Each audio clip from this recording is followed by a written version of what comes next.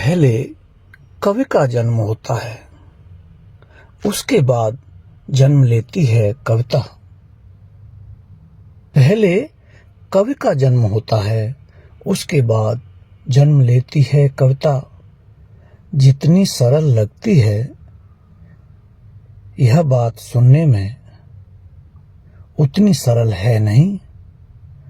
अनेक लोगों का मत है, कवि से बड़ी होती है कविता। आता है जब कवि धरा पर अपने दैहिक स्वरूप में, वहां खड़ी होती है कविता। यदि ऐसा नहीं होता तो कोई कवि संसार की, जिसने उसे देखा नहीं, पढ़ा और सुना नहीं, कैसे अनाम वस्तुओं के नए नए नाम धरता। खैर, इसको छोड़िए।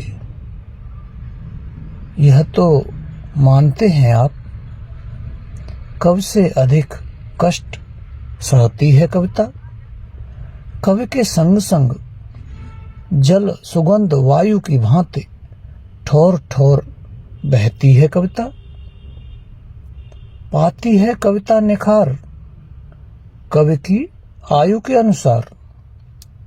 शैशव, किशोर, कौमार्य, अधेड़ या युवावस्था लिखी जाती है वैसी कविता जैसी होती है अवस्था। किशोर किशोरियों की पतंगबाजी, किशोर किशोरियों की अटखेली पतंगबाजी, प्रेम पत्र, प्रेम प्रसंग, रोमांस, कबूतरबाजी, उलझने उलझाने की कविताएं, पहेलियां बुझाने की कविताएं, रूठने मनाने की कविताएं, मुद्दे सुलझाने की कविताएं। देर या सबेर खत्म होता है यह दौर। इनसे उबरने पर होता है कवि और कविता का स्वरूप कुछ और। पहले बड़ी तीव्रता से लिखता है, फिर थोड़ा मंद मंद लिखता है, कभी अत्यंत कल्पनातीत तो कभी कल्पना विहीन, सच्चाई से परे निर्द्वंद स्वच्छंद लिखता है। कम से कम 2-4 बार कवि अपने लेखन जीवन में अवश्य छंद लिखता है।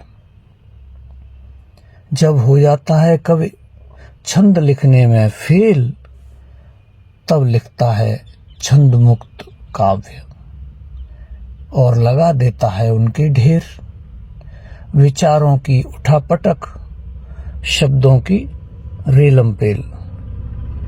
जितनी दुर्घटनाएं नहीं होती आम जीवन, जितनी दुर्घटनाएं नहीं होती आम आदमी के जीवन में, उससे कहीं अधिक दुर्घटनाएं हो जाती हैं आम कवि की कविता के साथ। उसे जब जहां जहां जैसे गुरु, उस्ताद, विद्वान मिलते हैं, सब लिखवाना चाहते हैं अपनी तरह की कविता, न कि उस कवि के कल्पना भाव। यदि कवि कुछ कहता है, उसके होठों को सिलते हैं। लाखों में कहीं 1-2 ऐसे गुरु शिष्य मिलते हैं जो साथ लेकर चलते हैं नवीनता, प्रवीणता को। कवि उत्साहित होता है। विद्वान सुखी व शांत, दोनों की ऊष्मा से कविता रूपी सूरजमुखी के पुष्प खिलते हैं। पर जब ऐसा नहीं होता, कवि से भी अधिक सुकून, चैन, आनंद खोती है कविता। आमतौर पर कवि से पहले उठ जाती है प्रथम पहर में, और कभी के भी बाद 7वें 8वें पहर में सोती है कविता। और तो और भले ही ढोता हो कवि जीवन का अकूत भार, किंतु कवि को भार सहित ढोती है कविता।